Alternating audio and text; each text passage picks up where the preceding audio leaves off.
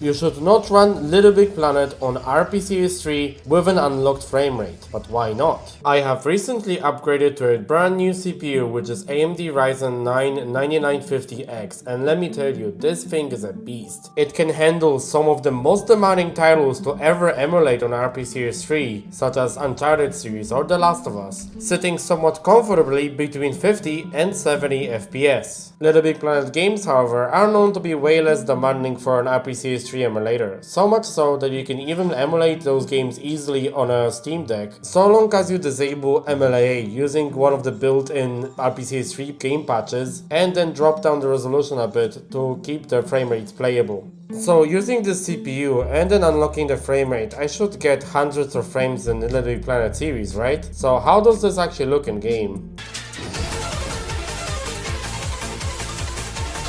Wait, did Sackboy just get a supersonic speed? Well, yes, but actually no. Well, the reason why it happens is because the game speed is actually tied to the performance. This was actually a very common practice in video game programming back then, as PCs and consoles were nearly not as powerful as we have them now, so not many developers thought of future-proofing their games, as they didn't think the games would run any higher frame rates than what they designed, especially for the consoles like a PS3. So to LittleBigPlanet, Sackboy actually moves at a normal speed, but with the game running extremely fast, this makes Sackboy also extremely fast as well. And this also applies to game logic, timers, physics, and all kinds of stuff gameplay related. So unfortunately, you cannot run LittleBigPlanet at any higher frame rates than 30 FPS without it breaking. However, there are tools which allow you to somewhat simulate the experience of running the game at high FPS without the game breaking. One such example of a tool is lossless scaling, with its frame gen feature that allows you to double, triple, even quadruple the frame rate by generating extra frames that are rendered in between the frames that the game itself generates in order to bring much smoother motion in the game,